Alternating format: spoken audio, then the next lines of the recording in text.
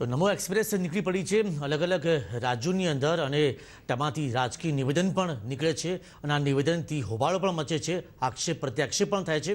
નમો express બાદ જે પણ કંઈ લોકોના જે સૂર નીકળ્યા છે, પછી સાથી પક્ષોના હોય કે કોંગ્રેસ પક્ષના હોય, એ તમામ મુદ્દે આપણે ચર્ચા કરીશું। આપણી સાથે ટીવી9 સ્ટુડિયોમાં ઉપસ્થિત છે મારી બાજુમાં છે ગુજરાત પ્રદેશ કોંગ્રેસના પ્રવક્તા ચેતન બી રાવળ છે, તેમની બાજુમાં છે ન્યૂઝ કોર્ડિનેટર વિકાસ બી ઉપાધ્યાય અને સાથે જ છે રાજ્યસભાના સાંસદ અને ભાજપના પ્રવક્તા મનસુખભાઈ માંડવિયા। આપ તમામનું સ્વાગત છે। મનસુખભાઈ, નમો એક્સપ્રેસ નીકળી ચૂકી છે અને કહેવાય છે કે આ રાજકીય યાત્રા નથી પરંતુ રાજકીય નિવેદનો જરૂરથી થાય છે। ખાસ કરીને જે યુપીએ શાસિત જે રાજ્યો છે તેની ટીકા ભરપૂર થાય છે અને જે એનડીએના જે ભવિષ્યના જે સંભવિત જે સમર્થક પક્ષો હોય કે સરકાર હોય તેમના વખાણ થાય છે। જી, જે રીતે નરેન્દ્રભાઈનું વ્યક્તિત્વ ઉપસ્યું છે, એમના વ્યક્તિત્વને લઈને, એમની દ્રષ્ટિને લઈને, એમના વિકાસ મોડેલને લઈને સારા હિન્દુસ્તાનની અંદર એક પ્રકારની ચર્ચા છે। એમનું જે દ્રષ્ટિબિંદુ છે, એમને કોઈ વાતમાંથી જે વસ્તુ કાઢવાની એની ક્ષમતા છે, આ ક્ષમતાના આધાર પર સમગ્ર હિન્દુસ્તાનની અંદર અત્યારે નરેન્દ્રભાઈના સંદર્ભમાં અથવા તો નરેન્દ્રભાઈ માટે એક સરસ એટમોસ્ફિયર તૈયાર થયું છે। સાથે સાથે દરેક રાજ્યોમાંથી અત્યારે જે રીતે નરેન્દ્રભાઈને આમંત્રણ મળી રહ્યા છે, આમંત્રણ કોણ આપી રહ્યા છે? આમંત્રણ મોટાભાગે યુથ, યુવાનો, કોલેજો, સામાજિક સંસ્થાઓ, આ બધા જ લોકો અત્યારે જે રીતે વર્તમાનની અંદર દેશની રાજકીય સ્થિતિ નિર્માણ થઈ છે, જે રીતે દેશની કુલ મળીને જે હાલત બની છે, આ હાલતમાંથી ક્યાંય ને ક્યાંય રસ્તો શોધવા માટે ચિંતા કરી રહ્યા છે। કેવા પ્રકારનું નેતૃત્વ હોય, કયા પ્રકારની દિશા હોય કે જેને લઈને હિન્દુસ્તાનની અંદર ક્યાંય વિકાસ સાચ અર્થની અંદર દેશનું ભવિષ્ય કંઈ સલામત દેખાય, દેશના વિકાસનું કોઈ ચિહ્ન દેખાય, આ દિશાની અંદર જ્યારે હિન્દુસ્તાનની જનતા ચિંતિત થઈ છે ત્યારે નરેન્દ્રભાઈને સાંભળવું, નરેન્દ્રભાઈને મળવું, નરેન્દ્રભાઈના વિચારો જાણવા, એમાં રહેલું કોઈને કોઈ વિષય ઉપર એમના દ્રષ્ટિકોણને સમજવું, આ હિન્દુસ્તાનની જનતા, હિન્દુસ્તાનના યુથ, હિન્દુસ્તાનના સામાજિક વ્યવસ્થાઓ, આ બધા જ લોકો ઈચ્છી રહ્યા છે અને એટલા માટે નરેન્દ્રભાઈને આમંત્રણ આપી રહ્યા છે અને નરેન્દ્રભાઈ હિન્દુસ્તાનનો પ્રવાસ કરી પણ આ કેવું કહેવાય છે કે રાજકીય યાત્રા નથી, જી, તો પછી રાજકીય નિવેદનો કેમ? બહુ સ્પષ્ટ વાત છે, નરેન્દ્રભાઈ એક રાજકીય વ્યક્તિ છે। એમને જે બોલાવવામાં, જે જગ્યાએ બોલાવવામાં આવી રહ્યા છે, એ લોકોની અપેક્ષા મુજબ અથવા તો એમની જે અપેક્ષા છે કે નરેન્દ્રભાઈની આર્થિક ચિંતન શું છે, નરેન્દ્રભાઈનું સામાજિક ચિંતન શું છે, નરેન્દ્રભાઈ યુથ વિશે શું વિચારે છે, આવી સ્થિતિની અંદર નરેન્દ્રભાઈ વિષયને લઈને જ્યારે વાત કરતા હોય છે ત્યારે એના સંદર્ભમાં રાષ્ટ્રીય નીતિ કઈ દિશાની અંદર છે, હિન્દુસ્તાનની સાંપ્રત સ્થિતિ કઈ છે, હિન્દુસ્તાનની પ્રજા કેવી અપેક્ષા રાખે છે, હિન્દુસ્તાનની જનતા કેવું ઈચ્છે છે, એને ધ્યાનમાં રાખીને ટીકા ટિપ્પણ સ્વાભાવિક રીતે થવું જોઈએ અને થાય છે। આ સ્ટેન્ડ આદરણીય નરેન્દ્રભાઈ અત્યારે લઈ ચેતનભાઈ, કહેવાય છે નરેન્દ્ર મોદી કંઈ પણ બોલે કોંગ્રેસ કૂદી પડે છે અને એકજૂટ થઈને કૂદી પડે છે। કોઈ પણ રીતે તેનો જવાબ આપો, પછી તે કોઈ પણ રીતે હોય ના। સમીરભાઈ, આ વાત બિલકુલ ખોટી છે। ગુજરાત રાજ્યના માનનીય મુખ્યમંત્રી નરેન્દ્રભાઈ એ જે પ્રકારનો વાણી વિલાસ કરે છે અથવા જે પ્રકારની ફેંકુ ટેકનોલોજીનો ઉપયોગ કરે છે અથવા એ હંમેશા પ્રજાને ગેરમાર્ગે દોરવાની જ્યારે વાત કરે છે ત્યારે કોંગ્રેસ પક્ષના પ્રતિનિધિઓ એ વાતને લઈને લોકોને સમજાવવા માટે બહાર આવે છે। બાકી કોંગ્રેસને એમનો કોઈ વિરોધ નથી। નરેન્દ્રભાઈ એ સ્વતંત્ર દેશની સ્વતંત્ર વ્યક્તિ છે, એમને જે દિશામાં આગળ વધવું હોય એ દિશામાં એ વધી શકે છે, પણ પ્રજાને ગુમરાહ કરીને નહીં। પણ જે પણ કોઈ તમે નિવેદન આપ્યા પછી તેઓ પશ્ચિમ બંગાળમાં ગયા હોય કે તેઓ મહારાષ્ટ્રમાં ગયા હોય, પૂનામાં તેઓ ગયા, મુંબઈ પછી પૂનામાં ગયા, ઓરિસ્સામાં ગયા, જે પણ કોઈ તમને નિવેદન આપ્યા છે કોંગ્રેસે તેનો જવાબ અચૂકથી આપ્યો છે। ભલે તમને કહેતા હોય કે તેઓ તમને નથી એટલું બધું તમને મહત્વ આપવા માંગતા, છતાં પણ દિગ્વિજયસિંહ હોય, મનીષ તિવારી હોય, રાજીવ શુક્લા હોય, જે પણ જે ઉચ્ચ જે નેતાઓ છે, પ્રવક્તાઓ છે, તેઓ તેનો જવાબ જરૂરથી આપી રહ્યા છે। હું એવું માનું છું સમીરભાઈ કે કદાચ મારા કરતા વધારે આ પ્રશ્ન આપણે આ દેશની સામાન્ય જનતાને કે જે લોકોને કોઈ રાજકીય પક્ષની સાથે સંબંધ નથી એવી કોઈ પણ વ્યક્તિને પણ પૂછવો જોઈએ। એ પણ કહેશે કે આ સદંતર વાહિયાત વાતો છે, આ વાતો તદ્દન ઉપજાવી કાઢેલી છે, આ દેશની જનતાને ગુમરાહ કરવાના રસ્તે જઈ રહ્યા છે અને એટલે કોંગ્રેસ જનતાનો અવાજ લઈને બહાર આવશે જ। જી, તો કોંગ્રેસ જનતાનો અવાજ બહાર લઈને આવશે જ અને 2014ની લોકસભાની ચૂંટણી પહેલાંની જ આ બધી તૈયારીઓ છે, જે યાત્રાઓ થઈ રહી છે અને તેના ભાગરૂપે જ અલગ અલગ જે નિવેદન આવી રહ્યા છે અને તેની સામે જ જે આક્ષેપ પ્રત્યાક્ષેપ થઈ રહ્યો છે. આ ચર્ચાને આપણે આગળ ધપાવીશું એક બ્રેક બાદ.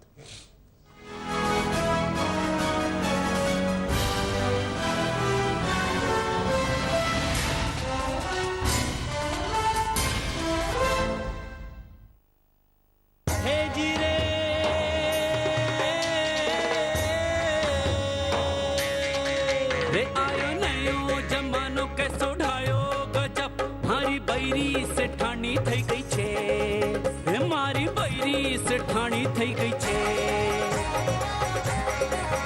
मुझसे कंधा ये मिलाए अपना बिजनेस चलाए कभी बच्चों की अम्मा कभी लीडर बन जाए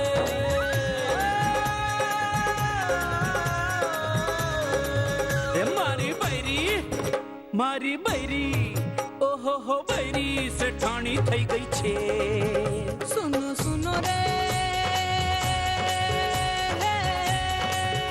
दूध का सागर बहता जाए कंगन सोने के छनकाए मारे घर झांझर लक्ष्मी के बाजे रे मारी बैरी से ठाणी થઈ ગઈ છે मिसेस भोला का थोड़ी शक्कर मिलेगी है और पैट लीजिए ओह थैंक यू और पैट और पैट और पैट और पैट और पैट ओके बाय और पैट और पैट और पैट Mrs. पटोर Bhola. घर पे थी लौटाने आई हूँ और पैट याद आया और पैट और याद रखिए और पेट अप्लायंसेस સ્વાદ સમૃદ્ધિનો ચાખ્યો ખેતરમાં મારા ફોલિક્યુ રે રંગ રાખ્યો બહારનું ફૂગનાશક ફોલિક્યુ તંદુરસ્ત પાક વધુ ઉપજ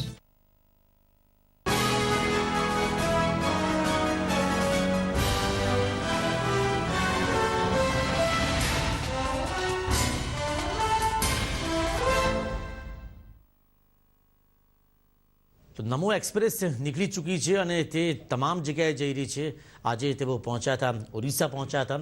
તો સૌથી પહેલાં તમને જે પશ્ચિમ બંગાળ પહોંચ્યા, મહારાષ્ટ્ર પહોંચ્યા, ઓરિસ્સા પહોંચ્યા, હવે આંધ્રપ્રદેશ પહોંચવાના છે. વિકાસભાઈ, નમો એક્સપ્રેસની અંદર તેઓ રાજકીય નિવેદન જે રીતે થઈ રહ્યા છે અને કોંગ્રેસ તેનો જબરદસ્ત તેનો સામે જે જવાબ આપી રહી છે, લાગે છે કે 2014ની જે ચૂંટણીનું બ્યુગલ નરેન્દ્ર મોદીએ ફૂંકી દીધું છે અને આ એક પ્રકારનો ચૂંટણી પ્રચાર જ તેઓ કરી રહ્યા છે. સ્વાભાવિક રીતે જ સમીર, વાત કરીએ તો ગોવામાં ભારતીય જનતા પક્ષની રાષ્ટ્રીય કારોબારીની મિટિંગમાં નરેન્દ્ર મોદીની પ્રચાર સમિતિના અધ્યક્ષ તરીકે વરણી થયા પછી ઉત્તરોત્તર એમણે પશ્ચિમ બંગાળ હોય, પૂનાની વાત હોય અથવા તો પુરીની વાત હોય અને પછી નાગપુરની વાત હોય, એ એક જુદા જુદા અવસરે અથવા તો જુદા જુદા કારણોસર એની મુલાકાત લઈ રહ્યા છે અને એક પ્રકારની પ્રચારની કામગીરીની શરૂઆત તમે એને કહી શકો. ગુજરાતીમાં બે કહેવત હું એટલા માટે ટાંકવા માગું છું કે તો એક પહેલી કહેવત છે કે ફરે ચરે અને બીજી કહેવત છે કે બોલે એના બોર વેચાય. આ બંને કહેવતોનું મિશ્રણ કરીને નરેન્દ્ર મોદી અત્યારે એને શ્રેષ્ઠ તકનો એ લાભ ઉઠાવી રહ્યા છે. એની પાછળના મુખ્ય કારણ એ છે કે નરેન્દ્ર મોદી સાચા છે કે ખોટા છે એની વાતમાં આપણે એટલા માટે નથી પડતા. એની ચર્ચા ચેતનભાઈ અને મનસુખભાઈ બંને જણ કરશે. પણ 2014માં લોકસભાની જે ચૂંટણી યોજાવાની છે એની તૈયારી કરવી તો કઈ રીતે કરવી?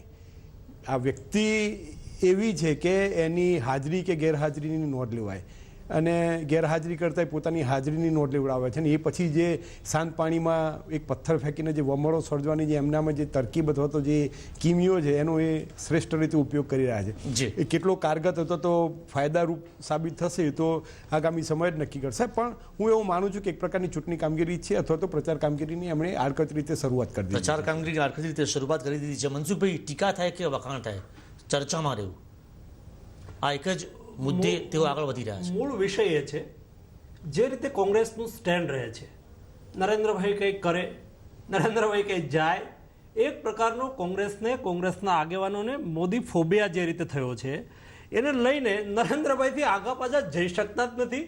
હવે એમની ટ્રેડિશન હોય, એમની પરંપરા હોય, જે હશે તે, પરંતુ અત્યાર સુધીમાં કુલ મળીને મારા એક મિત્રએ મને મેલ ઉપર એક વિગત મોકલી, ક્યારેક ચર્ચામાં આવશે ત્યારે એનો હું જિક્ર પણ કરીશ, પરંતુ એમણે અત્યાર સુધી નરેન્દ્રભાઈ માટે કોંગ્રેસના વિવિધ નેતાઓએ જે શબ્દ પ્રયોગ કર્યા છે, કોઈના પ્રત્યે આદરણીય સન્માનનીય આપણા વડાપ્રધાનજી અથવા તો સોનિયાજી, તમે જોજો નરેન્દ્રભાઈ કોઈની વાત કરતા હશે તો રિસ્પેક્ટ સાથે કરતા હશે. એના ઇન્સ્ટેડ ઓફ કોંગ્રેસના રાષ્ટ્રીય નેતાઓ જે રીતે વાણી વિલાસ કરે છે, જે પ્રકારના શબ્દ પ્રયોગ કરે છે, હમણાં આદરણીય ચેતનભાઈએ કહ્યું એ રીતે કે ભાઈ ફેંકવું, તો આવી અમે યાદી કરી છે, 93ની યાદી થઈ છે અને એમાં 89ની યાદી એ બિફોર વિધાનસભાની ચૂંટણી પહેલાની છે. આ બધા શબ્દ પ્રયોગ નરેન્દ્રભાઈ માટે ખૂબ થયા છે. જનતાનો અવાજ લઈને વિધાનસભાની ચૂંટણી પહેલા કોંગ્રેસ આ જ ભાષાની અંદર નીકળી હતી, આ જ ભાષામાં જે અત્યારે ભાષા બોલે છે આ જ ભાષાની અંદર કોંગ્રેસે વાત કરી હતી. અને 2012ની ડિસેમ્બરની ગુજરાતની વિધાનસભાની ચૂંટણીની અંદર જનતાએ એનો ચુકાદો આપ્યો છે. કોણ સાચું કોણ ખોટું, કોની સાથે કોની વિરુદ્ધમાં, સાચો અવાજ કયો કહેવાય, ખોટો અવાજ કયો છે, એનું વિશ્લેષણ જનતાએ ડિસેમ્બર 2012ની ચૂંટણીમાં કર્યું હતું. આ જ રીતે કોંગ્રેસ કહી રહ્યું છે કે તેઓ દેશની ચિંતા કરે છે, પણ ગુજરાતની સ્થિતિ શું છે, તમને 11 વર્ષના શાસનમાં તેમણે શું કર્યું છે તેની પર એક નજર રાખી રહેવાની જરૂર છે. પછી એ શિક્ષણ ક્ષેત્ર હોય, રમતગમતનું ક્ષેત્ર હોય કે કોઈ પણ હોય. સારો વિષય છે. કોંગ્રેસ દેશની ચિંતા કરી હોત તો આ 50 વર્ષનું એમનું સતત શાસન, એમાં 10 વર્ષ બાકીના લોકોને 6 વર્ષ એનડીએ વાજપેયીજી આવ્યા, 2 વર્ષ જનતા પક્ષ જનતા મોરચાની સરકાર આવી, બાકીના ત્રુટક એવું કરીને કુલ મળીને 10 વર્ષ સિવાયના બાકીના બધા જ વર્ષો કોંગ્રેસનું શાસન રહ્યું છે. હવે કોંગ્રેસને મૂળ ચિંતા અત્યારે છે એ દેશની કરતાં પણ પોતાની કોંગ્રેસ કેમ બચાવવી, પોતાની સત્તા કેમ બચાવવી. અને કોંગ્રેસનો સ્વભાવ છે કાયમ માટે કોંગ્રેસની રાજનીતિ એ સત્તાલક્ષી રાજનીતિ રહી છે, સેવાલક્ષી રાજનીતિ, રાષ્ટ્રીય દેશલક્ષી રાજનીતિ જો રહી હોત તો અત્યારે સતત 9 વર્ષ 9.5 વર્ષ સુધીનું કોંગ્રેસનું શાસન, યુપીએ સરકારનું શાસન ચાલ્યું. તમે મત માંગવા આવો છો ત્યારે કઈ રીતે મત માંગો છો? નરેન્દ્રભાઈ મોદી ગર્વ સાથે કહે છે એમને મોડેલ આપ્યું છે, અત્યારે દેશની અંદર પ્રવાસ કરી રહ્યા છે તો ગુજરાતના મોડેલની વાત કરે છે, વિકાસની વાત કરે છે. એની સામે કોંગ્રેસ કઈ વાત કરે છે? અમે ફૂડ સિક્યુરિટી આપીશું. ગઈ ચૂંટણીની અંદર કહેતા હતા કે અમે 100 દિવસની અંદર મોંઘવારી ઘટાડી દઈશું, ક્યારેક કહે છે કે અમે ગરીબી હટાવી દઈશું. દરેક ચૂંટણી આવે ત્યારે આવા કોઈને કોઈ મુદ્દા લઈને કોંગ્રેસે આવવું પડે છે. આ જ મુદ્દા આજથી 30-40 વર્ષ પહેલા ઇન્દિરાજીએ વાત કરી હતી કે અમે ગરીબી હટાવી દઈશું. ગરીબી હટાવવાની વાત તો ઘરે રહી, ગરીબ કાયમ માટે હટતો. એટલે કે કોંગ્રેસ વિકાસની રાજનીતિના બદલે પોતાની સત્તાની રાજનીતિ માટે થઈને આ બધા જ એના પ્રયાસો છે. એમને સાચા અર્થની અંદર સ્પર્ધા કરવી હોય કોંગ્રેસને તો ગુજરાતનું મોડેલ, દેશના અન્ય રાજ્યોની અંદર વિકાસના મોડેલ, એની ચર્ચા કરે. અરે 9 વર્ષના યુપીએના સફળતાના આધાર ઉપર આગામી દિવસોની અંદર મત માગે ને, ઉત્તમ રસ્તો આ છે. કોંગ્રેસે આ કરવાની આવશ્યકતા છે. નરેન્દ્રભાઈની ટીકા. પહેલી વાત, માનનીય મનસુખભાઈએ જે વાત કરી કે કોંગ્રેસ એ સત્તા પાછળ, એમનો જે અર્થ છે એ હું એક્ઝેક્ટ શબ્દ નથી વાપરતો કે કોંગ્રેસ એ સત્તા ગેલી છે અથવા સત્તા પાછળ છે. માનનીય મનસુખભાઈને હું એક નમ્ર નિવેદન કરીશ કે કોંગ્રેસમાં હંમેશા ત્યાગની ભાવના છે, જે વાત માત્ર દેશ નહીં આખા વિશ્વએ અનુભવેલી છે. સત્તા પાછળ જો કોઈ પણ એક વ્યક્તિ આખા ભારત વર્ષમાં અત્યારે દોડતું હોય તો એ માત્ર ને માત્ર ગુજરાત રાજ્યના માનનીય મુખ્યમંત્રી નરેન્દ્રભાઈ મોદી છે. અડવાણીજી સાથેનો વર્તાવ અથવા તો ભૂતકાળમાં કેશુભાઈ સાથેનો વર્તાવ અથવા તો એમના પક્ષના તમામ જેટલા પણ એમના સિનિયર આગેવાનો, પછી એ પરમ આદરણીય વાજપેયીજી હોય, વાજપેયીજીએ પણ જ્યારે કોઈક એક શબ્દ પ્રયોગ, એક વાક્ય પ્રયોગ કર્યો હતો કે રાજધર્મ, ત્યારે પણ એમણે બાજુમાં જ બેસીને, મને બરોબર યાદ છે, એ આદરણીય વાજપેયીજીની ડાબી બાજુએ બેઠેલા અને જે રીતે હસીને બોલેલા કે હમ વહી તો કરતે હૈ, એ હજી આખા દેશને યાદ છે, સમગ્ર વિશ્વને યાદ છે, બધાને યાદ છે. મારે કંઈ વધારે બોલવાની જરૂર નથી. સત્તા પાછળ જો કોઈ પણ એક વ્યક્તિ હોય તો એ માત્ર ને માત્ર નરેન્દ્રભાઈ છે અને એમને મુબારક, એ વધી જ શકે છે, એમણે વધવું જ જોઈએ. પણ સાચી વાત કરીને જો શિક્ષણની વાત મનસુખભાઈએ ફગાવી દીધી છે, ફૂડ બિલની વાત કરે છે, આદરણીય સાંસદ છે, ભારત રાજ્યની બહુ જ પ્રતિષ્ઠિત સંસ્થામાં બેસે છે. મારે એમને એમ કહેવું છે કે 2011માં જ્યારે ફૂડ બિલ પહેલી વાર આવ્યું ત્યારથી માંડીને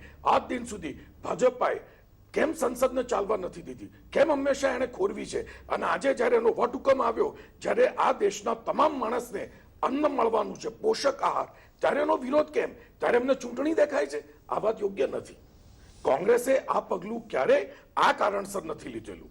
કોંગ્રેસે ચોખ્ખું કહ્યું છે કે ઘણા વખતથી આ વસ્તુ કરવી જોઈએ અને નહોતી થઈ શકતી, એટલે અમે આ કર્યું છે. બાકી right to education, right to work, કમાવાનો અધિકાર, ખાવાનો અધિકાર, માહિતીનો અધિકાર, તમામ વસ્તુઓ કોંગ્રેસ આપી છે. કોંગ્રેસ સત્તા પાછળ ગયેલી હોત તો આવી પરિસ્થિતિઓનું નિર્માણ જ ના થયું હોત. તો અલ્ટિમેટલી ભાજપ કે કોંગ્રેસ તેમને સત્તા પર તો આવવું છે. 2014ની જે સત્તાનું સુકાન દેશનું સંભાળવું છે અને તેના માટેની જ અત્યારે જે જદ્દોજહદ ચાલે છે અને તેના કારણે જ અલગ અલગ જે ઇસ્યુ જે સામે આવે છે, પછી તે ઇસ્યુ દેશને લગતા હોય કે ના હોય, પરંતુ જે આરોપ પ્રત્યારોપ છે તે સદંતર ચાલુ જ રહેવાના છે જ્યાં સુધી તેનું કોઈ પરિણામ ના આવે. અહીં સમય થયો છે એક બ્રેકનો.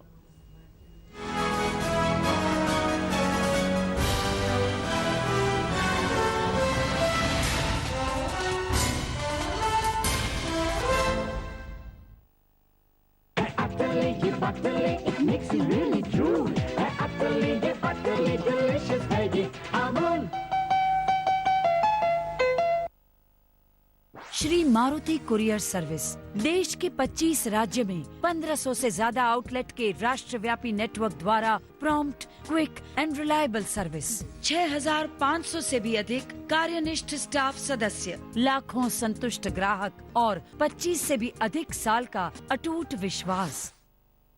ગુજરાતના અગ્રણી અમદાવાદના અરીના એનિમેશન સીજી રોડ તથા મણિનગર પાસેથી આજે જ શીખો graphic designing, web designing, animation તથા VFX. કોલ 9824033333. હવે ચાક સફેદી સુખી હાથ અને ચમક દમક પણ રહે સાથ. આલિયા માલિયા જેવા તેવાની થઈ ગઈ ખતમ કહાણી. સહુ પર ભારે ઘડી આપણે ઘડી ડિટર્જન્ટ કે पहला वापरो પછી विश्वास करो. Here we go. दुनिया में अपनी अदाओं से आग लगाने आ रही हैं मिसेस पम्मी प्यारेलाल. मिसेस पम्मी प्यारेलाल सोमवार से शनिवार रात 7 बजे सिर्फ कलर्स पर. સ્વાદ સમૃદ્ધિનો ચાખ્યો ખેતરમાં મારા ફોલિક્યુ રે રંગ રાખ્યો. બહારનું ફૂગનાશક ફોલિક્યુ, તંદુરસ્ત પાક, વધુ ઉપજ.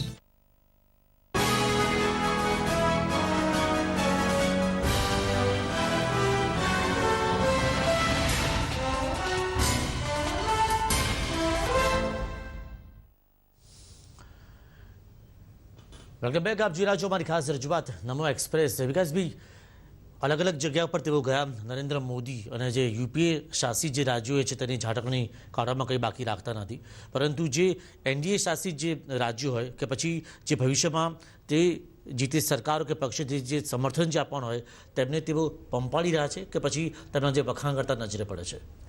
સ્વાભાવિક રીતે જ સમીર, આ મૂળભૂત રીતે પોતાની સાથે કોણ છે અને પોતાનાથી વિરોધી કોણ છે એ નીતિ સાફ કરવાની વાત છે. થોડુંક પણ રાજકારણમાં એવું લાગે કે લાંબે ગાળે આપણા માટે ફાયદાકારક છે તો સ્વાભાવિક રીતે જ એને પંપાડવાની વાત હોય. અને મૂળભૂત રીતે આક્ષેપોની અથવા તો પ્રતિ આક્ષેપોની વાત હોય તો આ અડધો ગ્લાસ ખાલી છે અને અડધો ગ્લાસ ભરેલો છે, એમાં કઈ રીતે તમે આખી વાતને મૂલવો છે એની વાત છે. ગઈકાલે જ નરેન્દ્ર મોદીએ જે પ્રકારના પ્રવચનો કર્યા એની સામે કોંગ્રેસે બી પૂરું જોશમાં એને શિક્ષણની વાત હોય અથવા તો એને રોજગારીની વાત હોય, ફૂડ બિલની વાત હોય, દરેકે દરેક ઇસ્યુઝ ઉપર એનો એકદમ જડબાતોડ જવાબ આપવાનો પ્રયાસ કર્યો. મૂળભૂત રીતે આ આખી આંકડાઓની માયાજાળ રચવાની વાત છે. એ ભારતીય જનતા પક્ષની વાત હોય તો કોંગ્રેસની વાત હોય. તમે દેશના મતદારોને કઈ રીતે પોતાની વાત તમે ઠસાઈ શકો છો એ જ મહત્ત્વનું છે. ને મોદી અત્યારે હું એવું માનું છું એ કોઈ એક રાજ્યના મુખ્યપ્રધાન તરીકે નહીં પણ એ પ્રોજેક્ટેડ પ્રાઇમ મિનિસ્ટર તરીકે જ એ આખી વાતને કરી રહ્યા છે. તમે જોયું હશે કે ઓરિસ્સામાં એમણે જે વાત કરી એમાં ગુજરાત અને ઓરિસ્સા વચ્ચેની એમણે સામ્યતા કહી, ભાઈ દરિયા કિનારે બંને વસેલા રાજ્યો છે. સાથે સાથે એમણે એવું કહ્યું કે ગુજરાતની પ્રગતિમાં તો ગુજરાતના વિકાસમાં ઓરિસ્સાના લોકોનું એક પ્રકારનું પ્રદાન છે. આવી જ વસ્તુ એમણે મહારાષ્ટ્રમાં પણ કહી હતી, આવી જ વસ્તુ એમણે પશ્ચિમ બંગાળમાં પણ એક જુદા જ કારણોસર એમણે કહી છે. એટલે હું એવું માનું છું કે નેશનલ ફલક ઉપર કામ કરવા માટે જે પ્રકારે પોતાની વાતનો અથવા તો પોતાની વાણીનો ઉપયોગ કરી રહ્યા છે એ સ્વાભાવિક રીતે જ એક નેશનલ લીડર તરીકે પોતે કામ કરી રહ્યા છે ને એનું પોતાનું એક પ્રકારનું બ્રાન્ડિંગ કરી રહ્યા છે. સમીર, કહી શકશો મનસુખભાઈ કે જેવું દેશ તેવો ભેજ તેઓ બની રહ્યા છે? ટાર્ગેટ નક્કી છે નમો એક્સપ્રેસનો અને જે રાજ્યો પણ તેમણે જે નક્કી કર્યા છે કે આ રાજ્યમાં જવું અને આ રીતની જે વાણી કરવી, આ પ્રકારના નિવેદનો કરવા જેથી વધુમાં વધુ આવનારા દિવસોમાં ભાજપને થાય, એનડીએને થાય. ભારતીય જનતા પાર્ટીના નેતા તરીકે આદરણીય નરેન્દ્રભાઈનો ટાર્ગેટ સ્વાભાવિક હોય કે આગામી દિવસોની અંદર 2014ના ચુનાવ બાદ એનડીએની સરકાર હિન્દુસ્તાનની અંદર રચાય, દેશની અપેક્ષા મુજબની સરકાર, દેશની અપેક્ષા મુજબનું શાસન આપે એ પ્રકારની વાત આદરણીય નરેન્દ્રભાઈ અત્યારે કરી રહ્યા છે, ત્યારે જે રીતે નરેન્દ્રભાઈનું પરફોર્મન્સ, એમની સ્ટેમિના, એમની વિકાસ પ્રત્યેનું દ્રષ્ટિબિંદુ જ્યાં જાય છે ત્યાં એમનો વિષય જે રીતે હમણાં અહીંયા વાત થતી હતી કે વિકાસના સંદર્ભમાં હમણાં ગઈકાલે જ કેન્દ્રીય નેતા માકનજીએ એક નિવેદન કર્યું હતું, ગુજરાત ક્યાં ક્યાં પાછળ છે. અરે આજે ભારત સરકારની એક વિગત હું અહીંયા આવ્યો એ પહેલાં જ વાંચીને આવતો હતો. ભારત સરકારે દેશની અંદર ઇમ્પ્લિમેન્ટેશન કરવા માટેની કેટલીક યોજનાઓ કે જે આખા દેશની અંદર એનો અમલ થાય તો રાષ્ટ્રને ઉપયોગી થવાય આ પ્રકારની જે યોજનાઓની સૂચિ બહાર પાડી, જેમાં 80% યોજનાઓ કે જે કોંગ્રેસ શાસિત રાજ્ય સરકારની નથી, એ એનડીએ શાસિત રાજ્યોની અથવા તો ભારતીય જનતા પાર્ટી શાસિત રાજ્યોની છે. એજ્યુકેશનની વાત થઈ છે ત્યારે એજ્યુકેશનની અંદર ગુજરાતની અંદર જે રીતે વ્યવસ્થાઓ ઊભી થઈ છે, જે રીતે સુવિધાઓ સગવડતાઓ ઊભી થઈ છે, ગુજરાતનો કોઈ વિદ્યાર્થી, કોઈ યુવાન એને ઇજનેર થવું હોય તો પહેલાં એ વેસ્ટ બંગાળની અંદર, પહેલાં એ કર્ણાટકની અંદર જતો હતો, એ બેંગ્લોર જતો હતો, એ મહારાષ્ટ્ર જતો હતો, ભટકતો હતો. એના માતા પિતા પાસે પૈસા હોય ન હોય કે દેવું કરીને પૈસા લઈ આવતા હતા, એ વિદ્યાર્થીને ત્યાં ભણવા મોકલતા હતા, ત્યારે વિદ્યાર્થી ઇજનેર થઈ શકતો હતો. ત્યારે ગુજરાતની અંદર ઇજનેરીની સીટ માત્ર ને માત્ર 34,000 હતી, આજે વધીને 1.5 લાખ થઈ છે. અત્યારે હમણાં આજે જ ત્રીજો રાઉન્ડ બહાર પડ્યો છે ઇજનેરી વિદ્યાર્થીઓ માટે. બધા જ વિદ્યાર્થીઓ કોલેજની અંદર સમાઈ જાય તો પણ 10,000 જેટલી સીટો એ વધી રહી છે. આ રાજ્યની અંદર કુલ 11માંથી યુનિવર્સિટી 44 કરી છે. અરે ભાઈ, વ્યવસ્થા અને વિકાસની દ્રષ્ટિ કઈ હોવી જોઈએ? વ્યવસ્થા અને વિકાસની સાચી દ્રષ્ટિ એ કહેવાય કે જેમાં હિન્દુસ્તાનનો યુવાન અથવા તો નાગરિક એ પોતે પોતાના વ્યક્તિગત જીવન માટે સિક્યોર ક્યારે બની શકે? છતાં પણ કોંગ્રેસ સિક્યોર ત્યારે બની શકે કે જ્યારે એનામાં સ્કિલ ડેવલપ થાય, એનામાં એક પ્રકારનું કૌશલ્ય નિર્માણ થશે. કૌશલ્ય નિર્માણ પામેલો વ્યક્તિ હિન્દુસ્તાનની અંદર ગમે ત્યાં જઈને રોજગારી મેળવી શકશે, ધંધો કરી શકશે, વેપાર કરી શકશે. Skill development it is important part.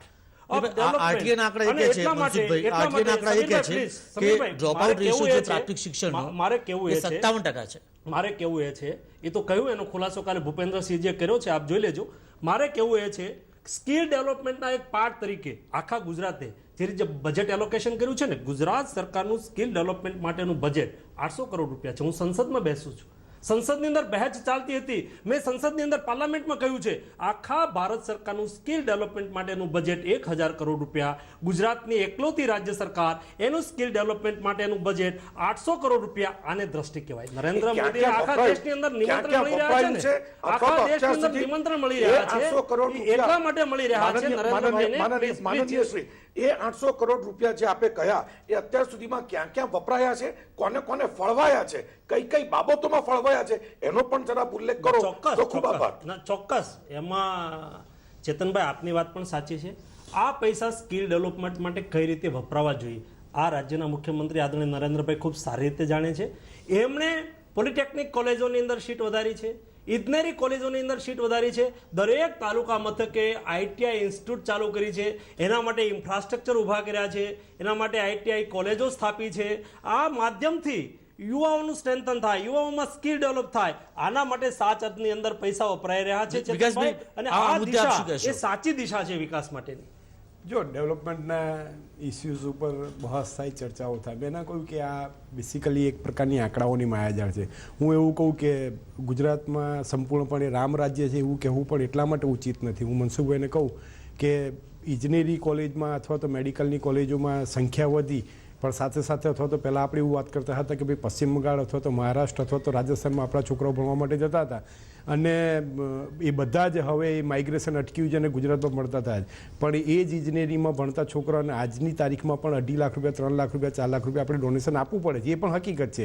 આપણે આશ્વાસન અથવા તો એક પ્રકારની એટલી વાત કરી શકીએ કે છોકરાઓને ટ્રાન્સપોર્ટેશન અથવા તો ત્યાં રહેવાનો જે ખર્ચો થતો તે ઓછો થયો છે. એટલે પ્રમાણમાં હવે જે પ્રકારે દેશની ઇકોનોમી ટર્ન લઈ રહી છે, એટલે તમે તમારા બાળકને મફતમાં તમે શિક્ષણ નથી આપી શકો. અને ગુજરાતની વાત હોય, મહારાષ્ટ્રની વાત હોય કે રાજસ્થાનની વાત હોય, પણ કહેવાનો મતલબ એ છે કે ડેવલપમેન્ટના ઇસ્યુઝ ઉપર પણ જુદા જુદા એના પરિણામો સેટ થયેલા છે ને એ પણ એક ચર્ચાનો વિષય હોય છે. એટલે સાવ એ પ્રકારની વાત કરવી કે નહીં ડેવલપમેન્ટ એકલા ગુજરાતમાં થયું છે એવું નથી. દરેક ડેવલપમેન્ટના દરેક ઇસ્યુઝ પરના પેરામીટર્સ અલગ અલગ હોય છે.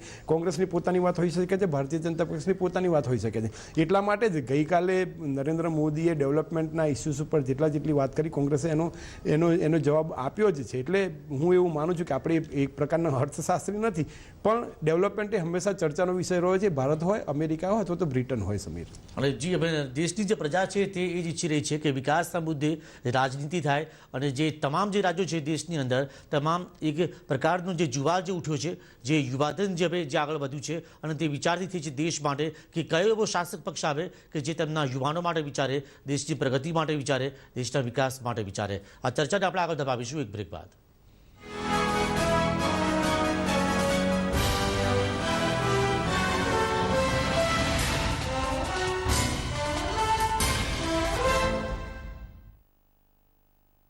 प्रस्तुत करता Amul the taste of India. બહારનું ફૂગનાશક ફોલિક્યુર, તંદુરસ્ત પાક વધુ ઉપજ. દર્શક મિત્રો, 5 સ્ટાર તડકામાં તમને શીખવા મળશે બ્રેડ અને વેજીટેબલમાંથી બનતી એક કરી અને એક અનોખા પરોઠા. માણો 5 સ્ટાર તડકા આવતીકાલે બપોરે 2:30 કલાકે. प्रस्तुत करता જેનામાં હોય સૂઝબૂઝ એ લઈ આવે જખમેરૂઝ.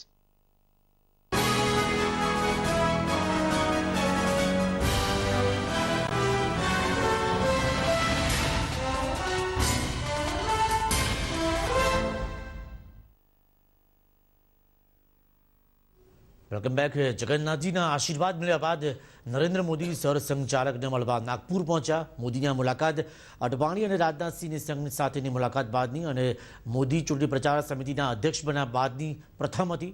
મનાઈ રહ્યું છે કે મોદીની આ મુલાકાત તેમના વડાપ્રધાન પદના ઉમેદવાર જાહેર થાય તે પહેલાની અંતિમ હશે.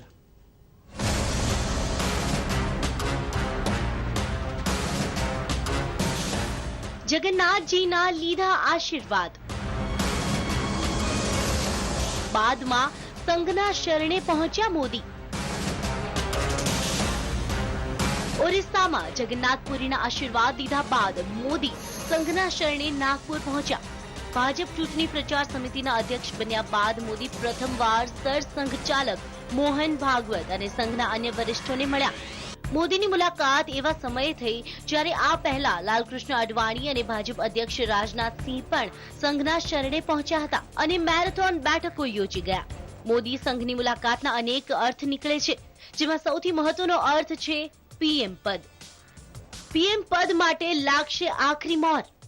આ પહેલા એવા સમાચાર હતા કે અડવાણીએ મોહન ભાગવત સાથે જે મુલાકાત કરી હતી તેમાં સંઘે મોદી મામલે અડવાણીને મનાવી લીધા હતા. તો આ મુલાકાત બાદ તુરંત જ રાજનાથસિંહે પણ ભાગવત સાથે મુલાકાત કરી હતી.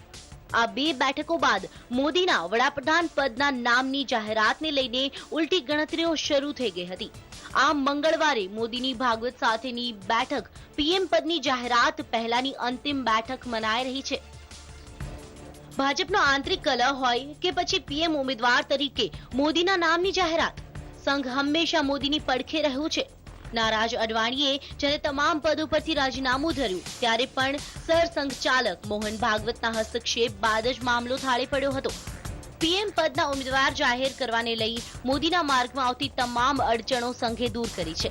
ભાજપના આંતરિક કલહને થાળે પાડવામાં પણ સંઘે સાર્થક ભૂમિકા ભજવી છે. આ મોદીને સંઘના સંપૂર્ણ આશીર્વાદ છે અને આ આશીર્વાદ મોદીને વડાપ્રધાન પદ સુધી દોરી જવામાં મહત્વના સાબિત થઈ રહ્યા છે. Bureau report TV9. Mansukhbhai, Advani પહેલા મળ્યા, રાજનાથસિંહ મળ્યા અને હવે નરેન્દ્ર મોદી મળ્યા. આખરી મહોર લગાવવા માંગી રહ્યા છે કે તેમનું જે પદ છે વડાપ્રધાન પદના ઉમેદવાર તરીકેનું, તેની પર એક થપ્પો લાગી જાય, મહોર લાગી જાય.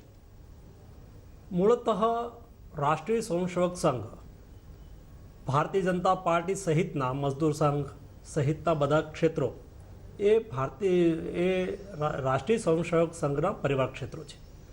પરિવાર ક્ષેત્રો સંઘ પાસે જાય, સંઘનું માર્ગદર્શન લે, આ અમારી સ્વાભાવિક પ્રક્રિયાનો એક ભાગ હોય છે. એના ભાગરૂપે નરેન્દ્રભાઈ સંઘ કાર્યાલયે જાય, સંઘના વરિષ્ઠ આગેવાનોને મળે, સ્વાભાવિક છે. એ અમારા માટે બહુ કંઈ ઇસ્યુ નથી. એટલે નિર્ણય અંતિમ લે કે માર્ગદર્શન? હંમેશા સંઘ પરિવાર ક્ષેત્રોને માર્ગદર્શન આપતો હોય છે અને જ્યારે પરિવાર ક્ષેત્રો સંઘ પાસે માર્ગદર્શન માગતા હોય છે ત્યારે ત્યાં અમારા માર્ગદર્શનનું સ્ત્રોત હોય છે. વિકાસભાઈ, શું કહેશું કે આરએસએસ દરેક બાબતમાં હસ્તક્ષેપ કર્યું છે અને ભાજપે એ વાત માનવી પણ પડી છે તેવા અનેક ઉદાહરણો જે સામે આવ્યા છે. જો છેલ્લા 6 મહિનાની જો ઘટનાક્રમ જોઈએ તો લાગે છે કે મોદી એ તેમની પાસેથી એ પ્રકારની પ્રોમિસ લેવા માટે ગયા હતા કે આરએસએસને મોહન ભાગવતને મળે અને તેઓ વડાપ્રધાન પદના ઉમેદવાર તરીકે ઘોષિત થાય તે પહેલાંની આ છેલ્લી મુલાકાત હોઈ શકે. સમીર, જો આ ભારતીય જનતા પક્ષ અથવા તો મજદૂર સંઘ અથવા તો એ સહિતની જે ભગીની સંસ્થાઓ છે, વિશ્વ હિન્દુ પરિષદની વાત હોય અથવા તો બજરંગ દળની વાત હોય, એ તમામ સંગઠનો માટે સંઘ અથવા તો નાગપુર એ લાઈક એઝ મક્કા જેવું એક કેન્દ્ર છે કે ત્યાં જવું પડે.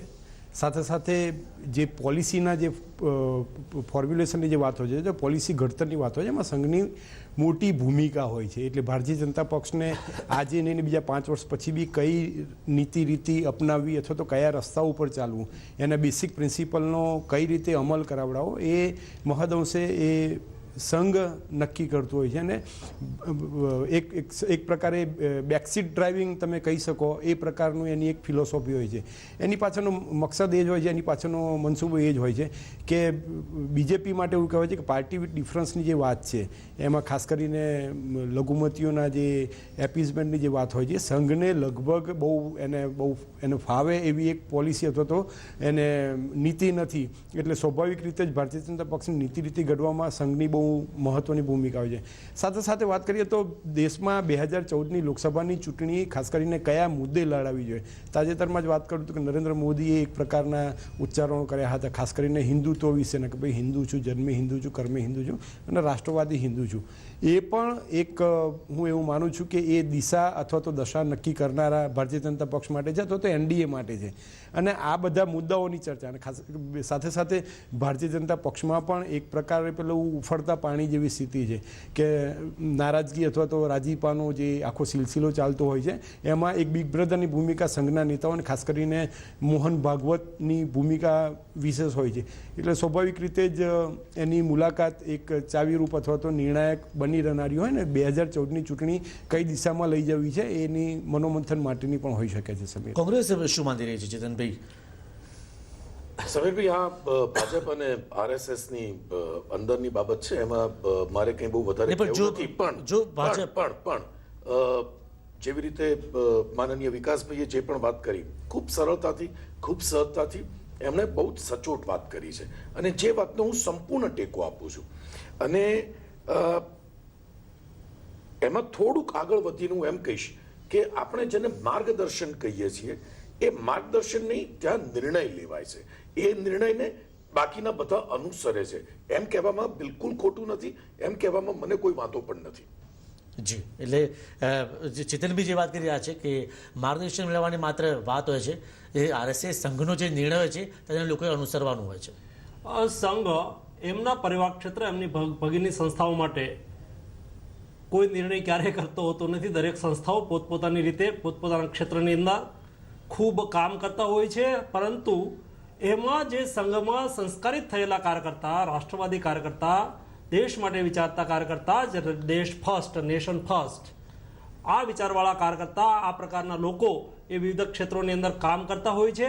અને જ્યારે જ્યારે જરૂર પડે ત્યારે આ પરિવાર ક્ષેત્રો છે એ સ્વાભાવિક છે, એમના ઘરે કોઈ તો આપણા પરિવારમાં પણ આપણા ઘરના કોઈ વડીલ હોય, એમનું માર્ગદર્શન આપણે લઈએ, એમનો પરિવાર લે, સ્વાભાવિક છે. એ જ રીતે સંઘ ના અમે બધા લોકો પરિવાર ક્ષેત્ર છીએ. એ પરિવાર ક્ષેત્રના ભાગરૂપે, ભગીની સંસ્થાના ભાગરૂપે અમે બધા લોકો ભગીની સંસ્થા છીએ.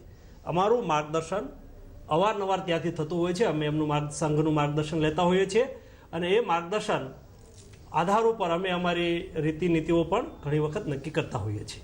જી, તો એ સમય તો છે બ્રેકનો અને બ્રેક બાદ જાણીશું કે જો સંભવિત રીતે એનડીએ પોતે ઘોષિત કરે કે નરેન્દ્ર મોદીને વડાપ્રધાન પદના ઉમેદવાર તરીકે, તો પછી તે હિસાબે કોંગ્રેસ પોતે શું વિચારી રહી છે.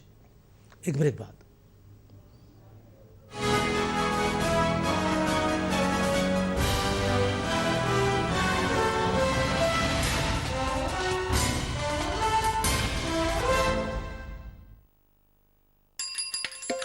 ચાર વાતોથી સંબંધ જોડો, કહો કુપોષણ ભારત છોડો.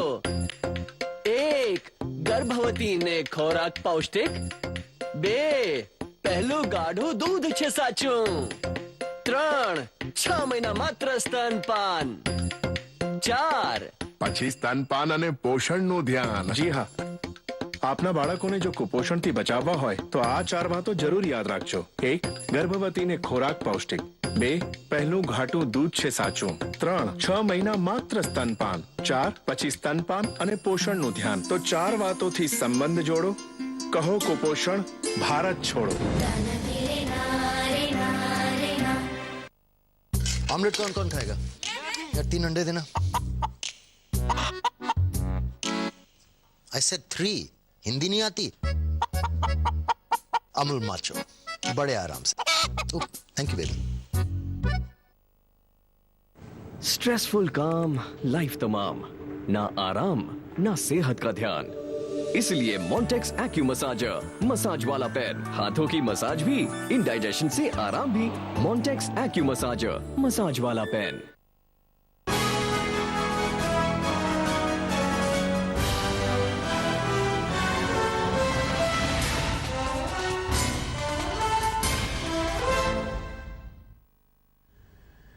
Welcome back. આપ જોઈ રહ્યા છો અમારી ખાસ રજૂઆત નમો એક્સપ્રેસ. પૈસા આપીને મોદીને સાંભળવાના નવા પેંતરા બાદ હોબાળો થયો અને ભાજપને તાત્કાલિક પોતાની માનસિકતા પડતી મૂકવી પડી અને હૈદરાબાદની આ રેલી માટે 5 રૂપિયાની ટિકિટ રાખવામાં તો આવી જ છે, પણ હવે તે ફરજિયાત નહીં પણ મરજિયાત ઘોષિત કરવામાં આવી.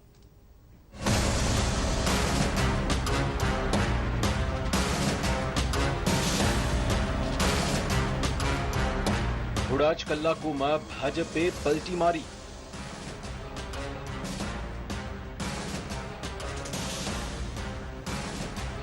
ટિકિટ મુદ્દે ભાજપે કરી પાછી પાની.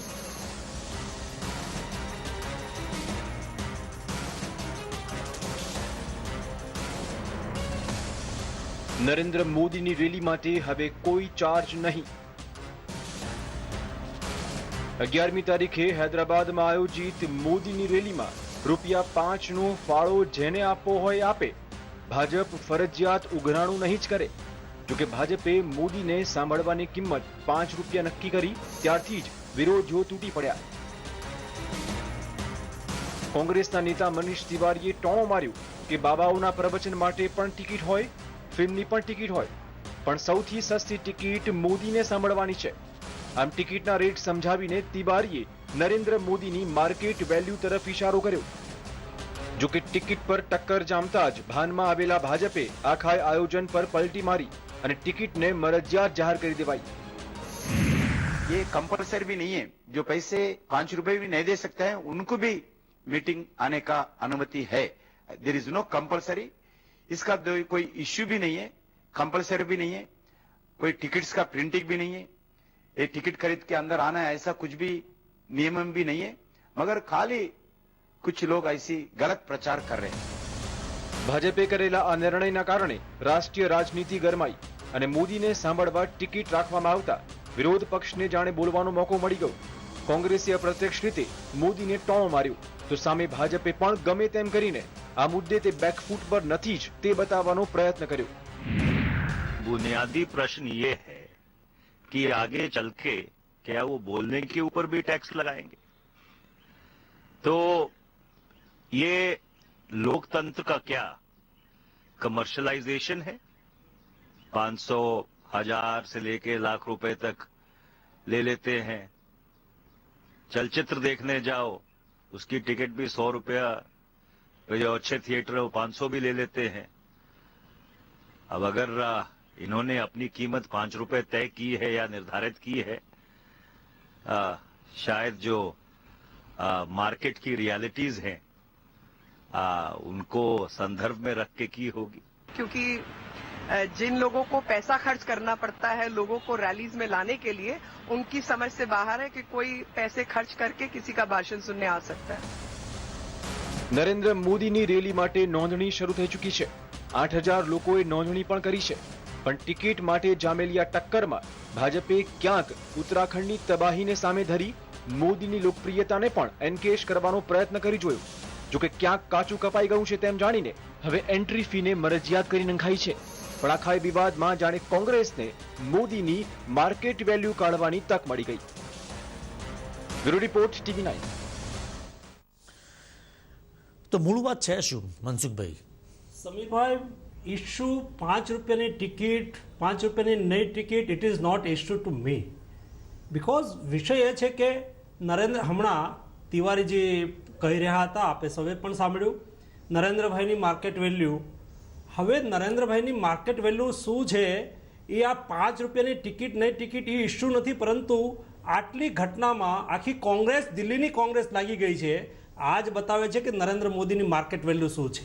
આ વિષય કોઈ દિવસ 5 રૂપિયાની ટિકિટ નહીં ટિકિટ થઈ છે નહીં થઈ, I don't know what ever, પરંતુ જે રીતે અત્યારે નિવેદન થયું, જે રીતે કર્ણાટકના આંધ્રના પ્રદેશ અધ્યક્ષજીએ નિવેદન કર્યું છે કે ભાઈ આવો કોઈ ઇશ્યુ છે નહીં, અને કદાચ જે કંઈ ઘટનાક્રમ ત્યાંની હશે, તમને મને પ્રત્યક્ષ રીતે ત્યાં શું ઘટના હશે, શું વ્યવસ્થા હશે, કઈ પ્રકારની વ્યવસ્થા હશે, આપણને ખબર નથી, પરંતુ જે રીતે આવી ઘટનાને લઈને પણ કોંગ્રેસ પોલિટિક્સ, એમાં પણ રાજનીતિ, એમાં પણ ઇશ્યુ, અરે ભાઈ કોંગ્રેસના આવા કેટલાય કાર્યક્રમો કેટલી રીતે થતા હોય છે, અમે કોઈ દિવસ એને ભાજપનો હેતુ શું હતો? આ ટિકિટ રાખવા પાછળનો હેતુ શું? ભાજપનો ઇશ્યુનો સવાલ જ નથી. હમણાં પ્રદેશ હેતુ શું હતો? આ પૈસા ઉઘરાવા પાછળનો હેતુ શું હતો? અધ્યક્ષજીએ ક્લેરિફિકેશન કર્યું છે કે આવો કોઈ અમે નિર્ણય કર્યો નથી, આવું કોઈ ફરજિયાત છે નહીં.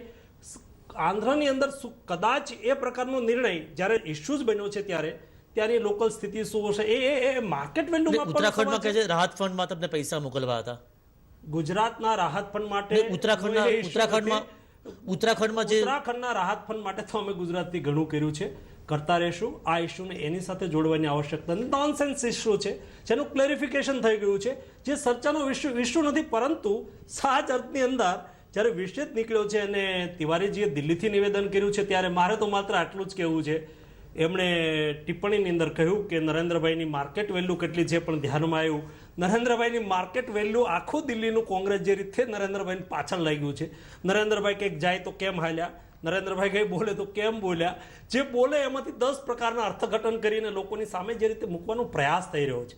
ગુજરાતની અને હિન્દુસ્તાનની જનતા બહુ શાણી છે. હું તો એમ જ કહું છું, આના માટે મારે વિશેષ કશું કહેવાનું જ ના હોય.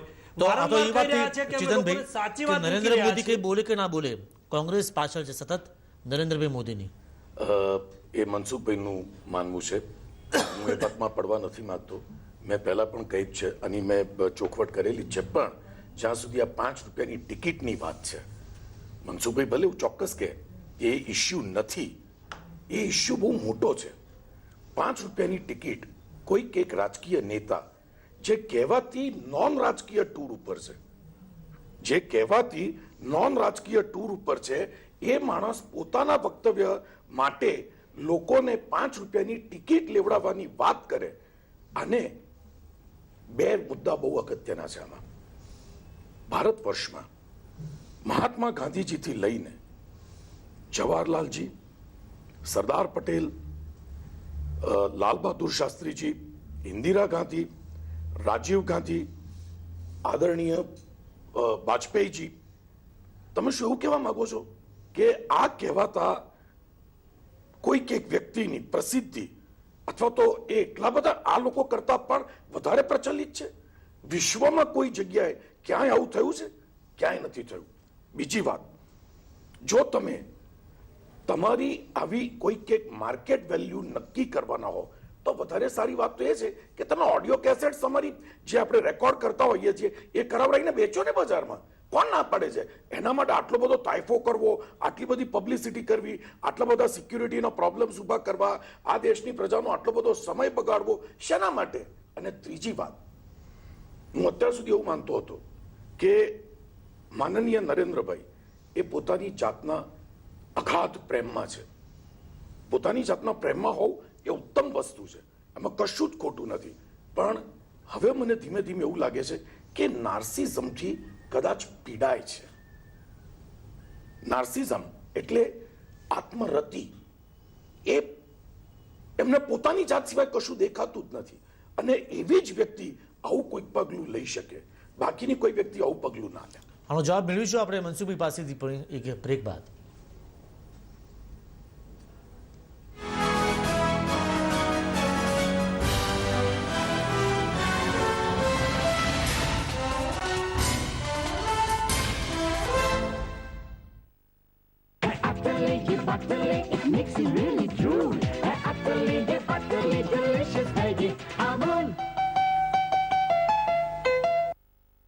Cosmos Bank, આપની બચત પર મેળવો આકર્ષક વ્યાજ.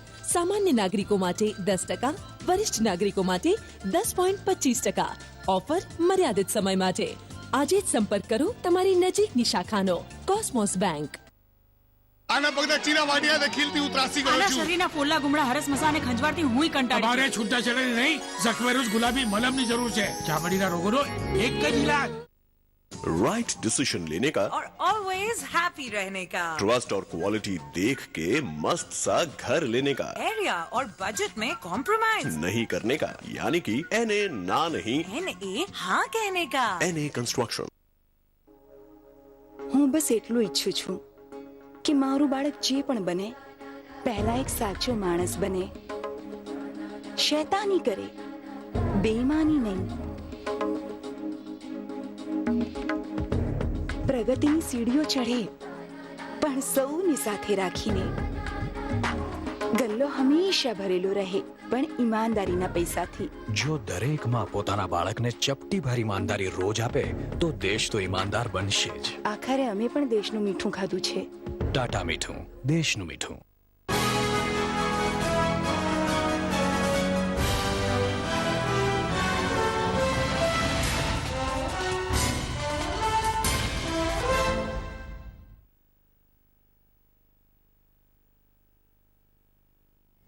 Welcome back. તો ભાજપ અને કોંગ્રેસમાં અલ્ટિમેટલી ટિકિટ લઈને જે ટકરાવ ઊભો થયો છે, મનસુખભાઈ શું કહેશો કે જે મુદ્દો હતો જ નહીં અને જે મુદ્દે કોંગ્રેસને ઘેરવાનો જે પ્રયત્ન જે ભાજપ કરતું હતું તે લાગે છે કે હવે બેકફૂટ પર આવી ગયું છે?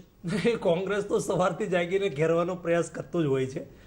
તમે જોતા હશો આ બધા જ પ્રયાસો પછી નરેન્દ્રભાઈ ક્યારે કોંગ્રેસના આ પ્રકારના, હમણાં જે રીતે ચેતનભાઈએ પણ કહ્યું કે ભાઈ નરેન્દ્રભાઈ નાર્સિઝમથી પીડાય છે અથવા તો આ પ્રકારનો કદાચ પીડાતા હશે.